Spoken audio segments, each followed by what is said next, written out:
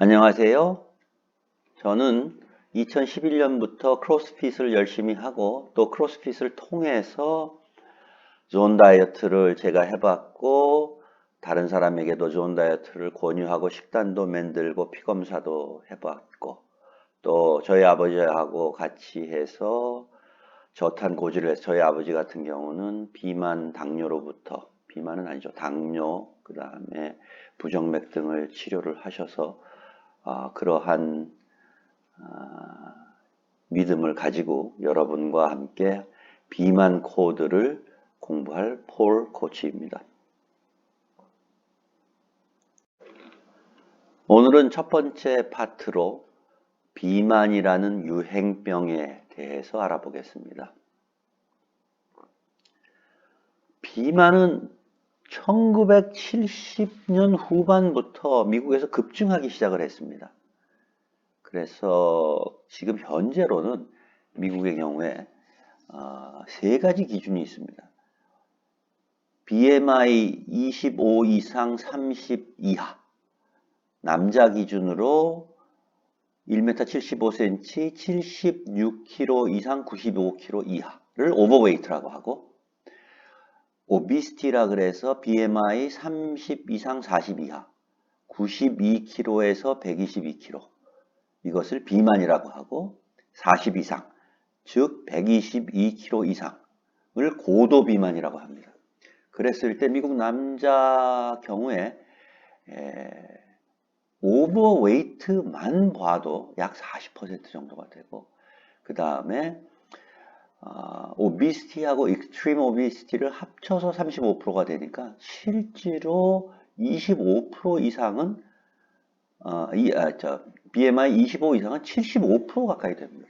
이게 너무 많으니까 이 사람들은 기준을 바꿔가지고 30 이상 즉 1m 75cm 40세 남자 기준으로 92kg 이상 40세 1m 60 여자 기준으로 77kg 이상을 비만으로 잡았을 때 현재 여자의 경우 약 28% 남자의 경우 45% 정도가 비만의 카테고리에 속하고 한국은 대한비만학회에서 비만 지수, 바디 매스 인덱스로 25 이상을 잡았을 때 남자가 45.4%, 여자가 8% 정도 됩니다.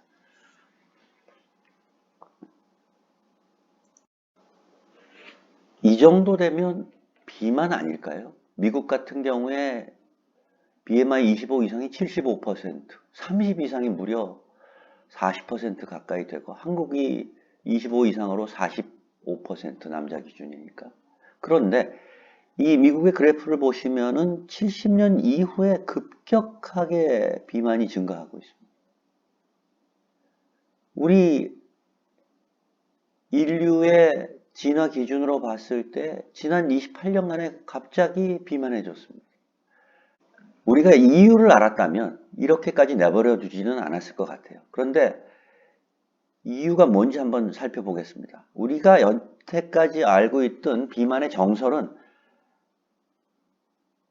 많이 먹고 안 움직여서 살이 쪘다 이겁니다.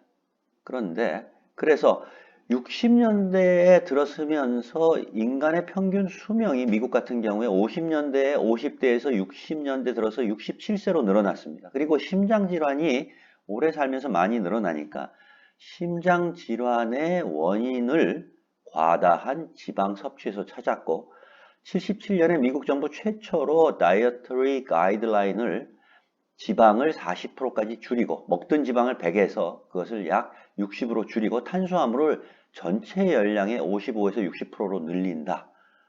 이렇게 하고 난 이후부터 급증했습니다. 결국은 2000칼로리 먹는 사람이 지방에서 한 4, 500칼로리 줄이면 그 준 칼로리를 탄수화물로 대체를 했습니다. 그랬더니 비만이 급증했어요. 그 얘기는 탄수화물의 증가가 오히려 비만의 원인은 아닐까 하고도 생각할 수 있습니다.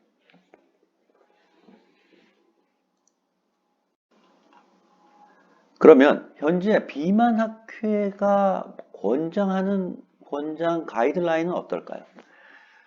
일반적으로 곡류, 어육류, 채소, 지방, 우유, 과일 이렇게 6개 군으로 구분을 하고 각 군별로 몇 단위를 먹느냐를 정해 놓습니다. 남자가 2500칼로리를 쓸 때 1800칼로리만 먹는다고 치면 1800칼로리의 단위를 곡류에서 8단위, 어육류 5단위, 채소 7단위, 지방 4단위, 우유와 과일을 2단위씩 먹는다고 치면 이때에 나온 탄수화물의 칼로리가 800, 140, 80, 100 합쳐서 총 1800칼로리 중 62%에 해당합니다. 2500kcal 필요한 남자가 저렇게 1800칼로리를 먹으면 살이 빠질까요? 당뇨학회 권장 식단은 어떨까요? 당뇨도 비만이 생기고 당뇨가 따라오는 경우가 많아서 체중을 낮추는 것이 가장 중요합니다. 당뇨학회가 권하는 1800칼로리의 식단을 보면 정확하게 곡류 7단위, 어육류 5단위, 채소 7단위, 4단위, 2단위, 2단위로 아까 있었던 전장에 있었던 비만학회의 가이드라인과 똑같습니다. 그러면 이런 가이드라인대로 2500kcal가 필요했던 사람이 1800kcal를 먹으면 당뇨약을 안 먹고도 나을까요? 저는 그렇게 생각하지 않습니다. 그러면 이번에는 미국 당뇨협회의 가이드라인으로 한번 가보도록 하겠습니다. 미국 당뇨협회는 전통적으로 미국의 표준 식단, 즉 탄수화물을 60% 정도 먹는 것을 추천했습니다. 하지만 최근 들어서는 탄수화물을 적게 먹고 지방을 많이 먹는 로우 카브 다이어트의 식단에 대해서도 추천하고 있습니다. 제가 로우 카브 다이어트 식단을 미국 당뇨협회에 가서 서치를 했더니 339개의 레시피가 나왔습니다. 그 중에 보면 팻이 12g이고 탄수화물이 11g인 굉장히 많은 지방을 먹는 식단도 추천을 하고 있고 하지만 역시 탄수화물을 많이 섭취하고 지방을 적게 섭취하는 일반적인 식단도 531가지나 추천하고 있습니다.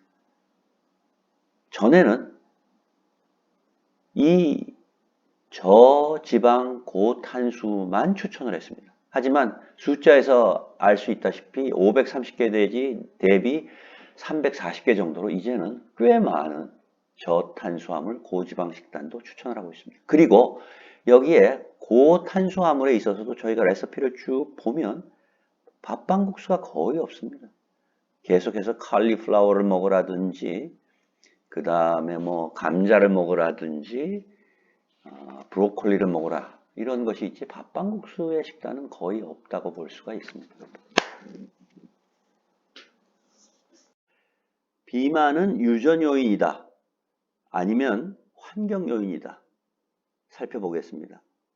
유전 요인이 맞다라는 주장은 덴마크에서 입양아동을 연구를 했더니 비만은 생부모를 따라가더라. 그러니 태어난 대로 나중에 비만에 영향을 미친다.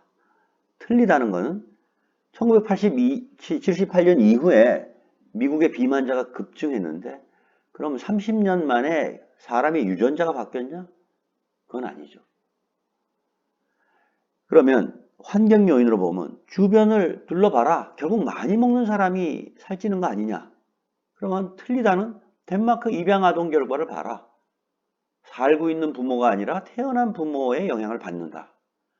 과연 뭐가 맞을까요?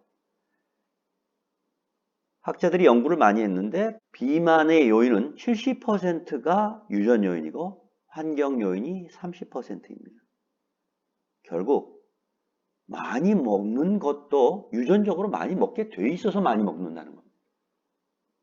그러면 우리는 어떻게 30%의 환경 요인을 어떻게 통제할까? 결국은 유전적으로 우리는 많이 먹게 태어난 사람이라면 더 힘들겠죠. 아무래도. 그런 것들을 공부하겠습니다. 다시 정리해서 말씀드리면 1978년 이후 미국의 비만은 급증했습니다. BMI 30 이상이 넘는 비만자가 현재 40%에 이르르고 우리나라는 BMI 25 이상인 사람이 남자의 경우 45%에 이를 정도로 비만은 급증하고 있습니다. 그 이유로는 70년 말에 미국 정부가 발행한 표준 권장 식단에 탄수화물의 비중을 늘리고 지방의 섭취를 줄이라는 것이 이유가 아닐까 생각하고 있습니다. 하지만 아직도 우리나라의 당뇨학회, 비만학회는 예전과 같은 미국의 표준 식단의 권장량을 따르고 있습니다. 파트 2, 파트 3에서 더 공부하도록 하겠습니다.